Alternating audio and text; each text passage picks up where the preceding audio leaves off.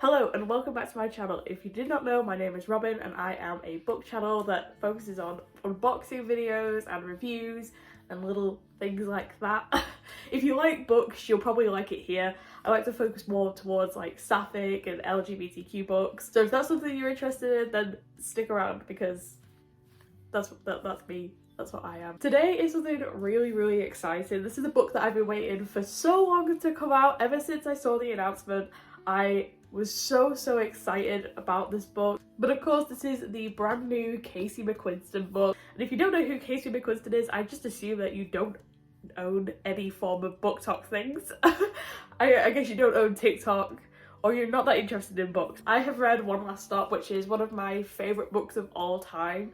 And this was just an amazing read, which is what led me to wanting to read this really badly, just because I thought that this was a 5-star read for me. It was amazingly written, and even with like pop culture references and queer conversations that usually feel cringy, like reading them felt so natural and so amazing that I just love the writing of this. So of course, when she comes out and she says she has a new sapphic book, I was the first in the line, or at least in line with the many others, because I haven't read Red, White and Royal Blue, and I never will because the straights claimed it. If straight people aggressively like something, it's probably not for me.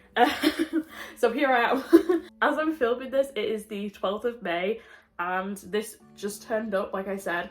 And I don't know if it gets published today. I assume it's published today. And what I wanted to do was give you a look of the book, as this is a Waterstones special edition. Give you a look at the book, and in a couple of days time, once I've read it, I'm going to come back and do a review.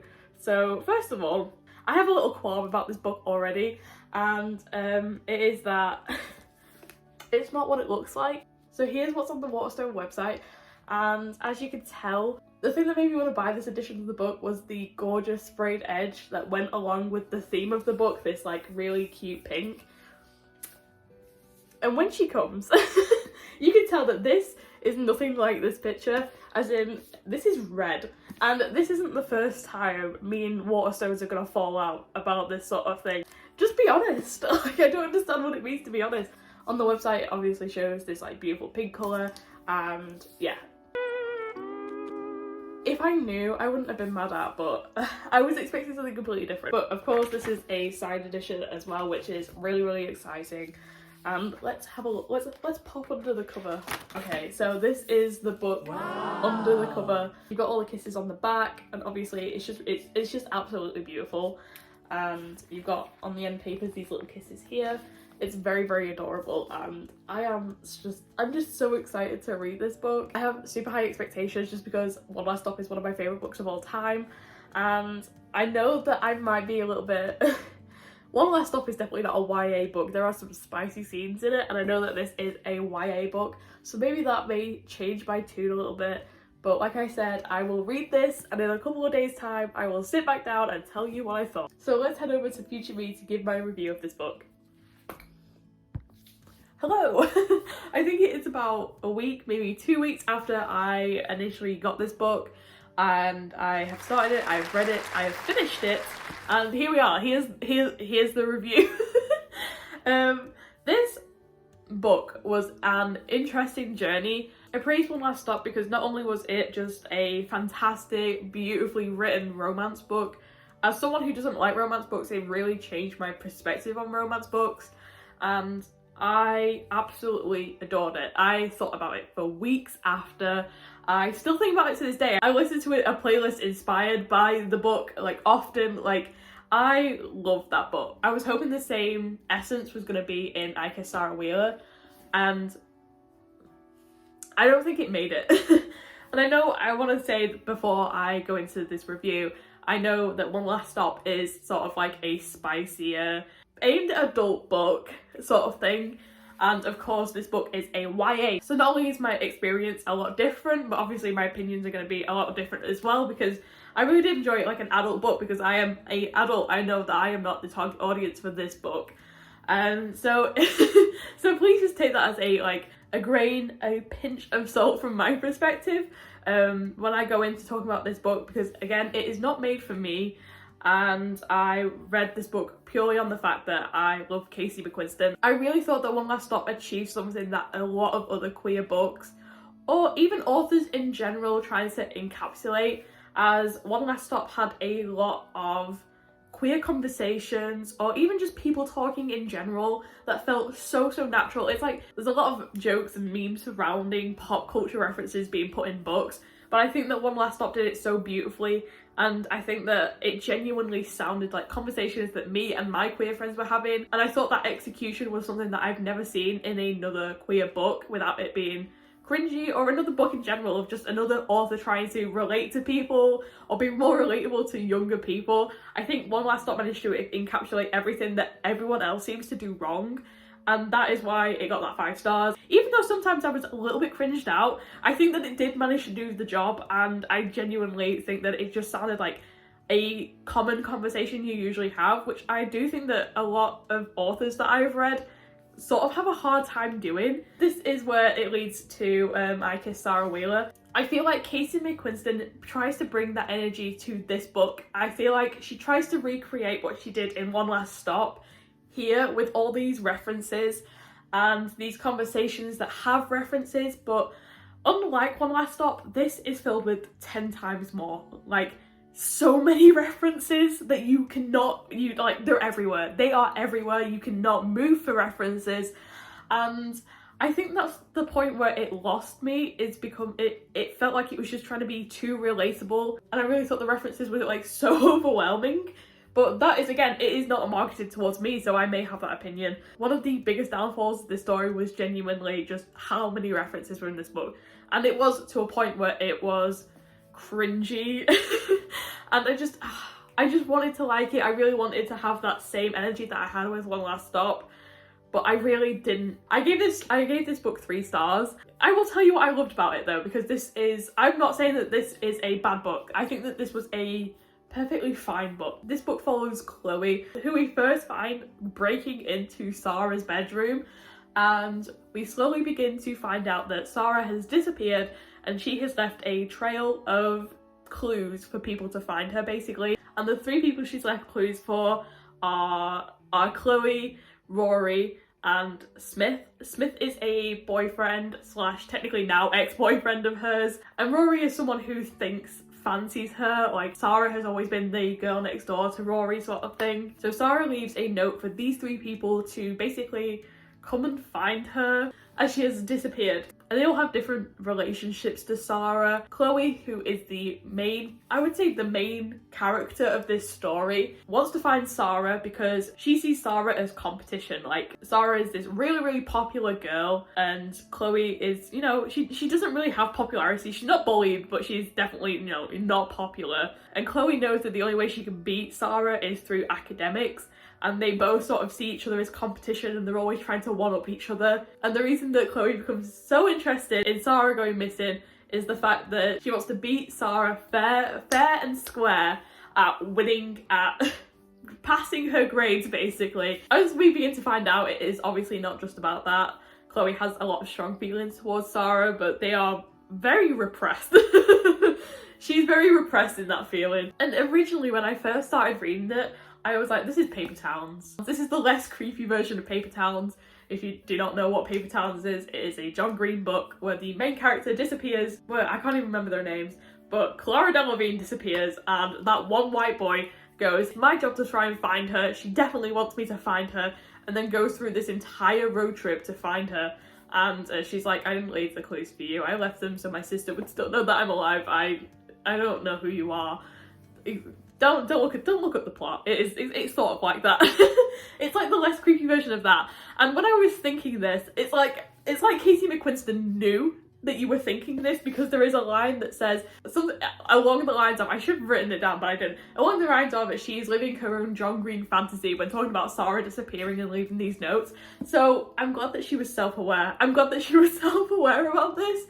But to give you a bigger picture of what this is like, it's like Paper Towns crossed with Booksmart. It sort of reminds me of Booksmart because they do have a lot of talks about, how going to parties and being a socialite doesn't mean that you're not worried and focusing on your grades, which is a common conversation in Booksmart as well. I also love the pure queer joy that is in this book. I think it's like Heartstopper for me, and the fact that you're really happy for these characters and you're really happy that people are going to have this representation growing up as well, but you are sort of saddened that you weren't surrounded by these people, or you never had such an accepting community at the time when you were growing up.